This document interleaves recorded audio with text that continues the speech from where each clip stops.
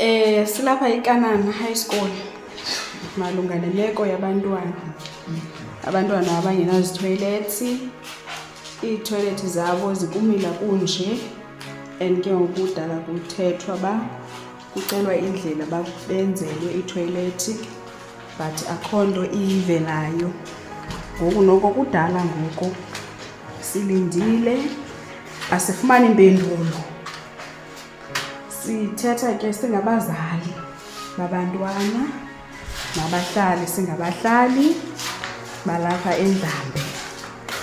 Isikolo yiKanana High School. Abantwana abanandawo yokuzinceda, bazincedela ematyholweni kuba kuyile meko, iitoilet zabo ziyile meko. Kakhulu kuba kaloku akunzima ebantwaneni xa kuzawumane abantwana behamba bengena emithini. Ubundlobongela obukhoyo bukhulu kakhulu for le imeko yabantwana abalapha. Kudala urhulumente ethembisa ngento yonke iminyaka enoba ngowesihlanu okokoko kuthiwa ziyeza iitoilet. Siyacela rhulumente khasincede abazali, ungade abantwana bonzakala ngozinceda ezintlantshini. Urhulumente noko ethembisile uba abantwana mabangayi ezintlantshini kwaye kungabikho nazo neethoyilethi ezivunjwayo ukwenzela uba babe bayakhuseleka. Ngoku kule imeko asiyazi uba senze njani na, ngoba ke besesicinga noko kugrumba, kodwa ke yena ngenxeni yoba esithi akazifuni iithoyilethi zangaphandle, so saqonda uba ke ngoku masenze ezi nzame.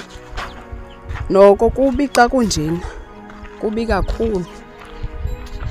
Nanga la matyholo abantwana bazinceda kuwo alapha emveni kwezi toilet.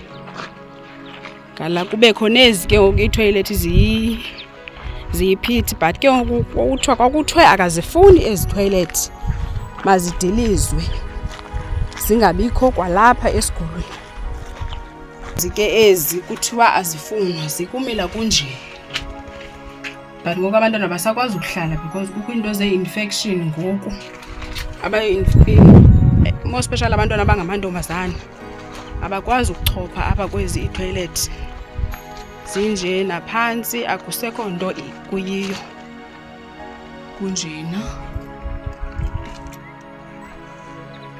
Nanga ke la matyholo bazinceda kuwo abantwana ngala. Into embi ke yile yoba yena xa engenamanzi phaa eziofisini ngo-10 uyayivala iofisi athi abantu mabakhululeke ngoba akho manzi. Ngoku ke asiyazi apha kootishara nabantwana uba uthi makwenziwe njani, uthi makuqhutyekekwe nemfundo kodwa abantwana abanamanzi apha abanazitoilet apha esikolweni. Sisikolo salapha kwaNdlambe esi, iKanana High School. Umfundi ke lowa ebechama phaa.